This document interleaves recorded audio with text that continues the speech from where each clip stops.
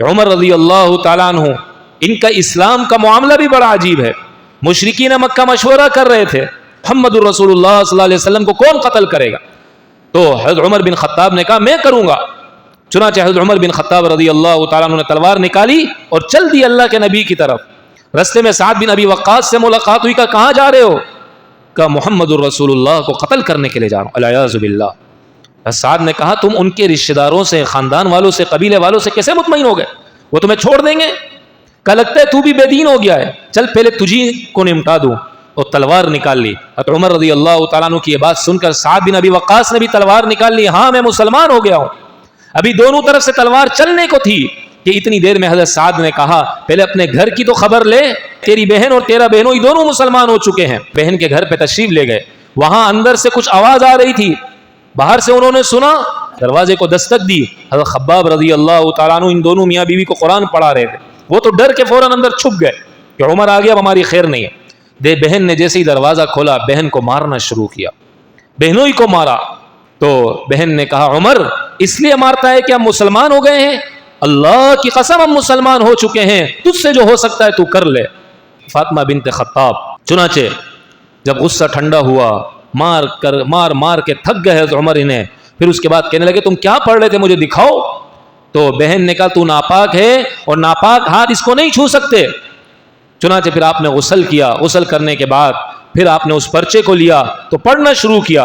طٰہٰ مَا أَنزَلْنَا عَلَيْكَ الْقُرْآنَ لِتَشْقَىٰ إِلَّا تَذْكِرَةً لِمَن يَخْشَىٰ. اس کی ابتدائی آیات تلاوت کرنا شروع کی, اور جب یہاں پہ پہنچے اِنَّنِي أَنَا اللَّهُ لَا إِلَٰهَ إِلَّا أَنَا فَاعْبُدْنِي وَأَقِمِ الصَّلَاةَ لِذِكْرِي. میں ہوں اللہ. اللہ اپنا تعارف کرا رہا تھا. یہ آیات پڑھی کہ آپ کی دل کی دنیا تبدیل ہو گئی. بہن سے کہنے لگے مجھے لے جاؤ محمد الرسول اللہ صلی اللہ علیہ وسلم کے پاس. چنانچہ آپ کو لے جانے لگے. جب آپ علیہ الصلوۃ والسلام جہاں تشریف فرماتے وہاں پہنچے, صحابہ نے اندر سے دیکھا کہ عمر آ رہے ہیں. حضرت حمزہ رضی اللہ تعالیٰ عنہ نے کہا آنے دو, کھول دو دروازہ, کھول دو دروازہ. اللہ کے نبی نے فرمایا آنے دو. حمزہ نے کہا گھبراؤ نہیں, اگر غلط ارادے سے آئے گا تو اسی کی تلوار سے اس کی گردن کو اڑا دوں گا.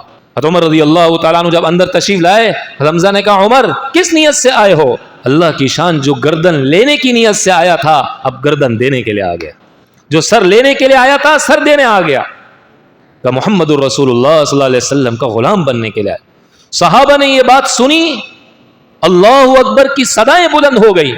مکہ مکرمہ کی گلیوں میں اللہ اکبر کی صدائیں گونجنے لگی. فرشتے آسمان پہ خوشیاں منانے لگ گئے. یہ وہ مسلمان ہیں کہ جس کے اسلام لانے پر زمین میں بھی خوشی بنائی گئی تو آسمان پہ بھی خوشیاں منائی گئی. خوشی کس چیز کی منائی جاتی ہے؟ جو چیز آپ کی ہو اور آپ کو مل نہ رہی ہو, پھر جب آپ کو مل جائے تو آپ کو خوشی ہوتی ہے کہ میرا حق تھا مجھے مل گیا. تقدیر میں یہ بات لکھی ہوئی تھی کہ عمر تو جنتی ہے. تو جیسے ہی عمر نے اسلام کا اظہار کیا تو فرشتوں کو بھی خوشی ہو گئی. جبرائیل آتے تھے قرآن لے کر, صحابہ کی جماعت کو دیکھتے تھے, عمر کو نہیں پاتے تھے. اعمال آسمان پہ جاتے تھے, فرشتے اللہ کے دربار میں پیش کرتے تھے. دیگر صحابہ اکرام کے اعمال ہے, عمر بن خطاب کا کوئی عمل نہیں ہے.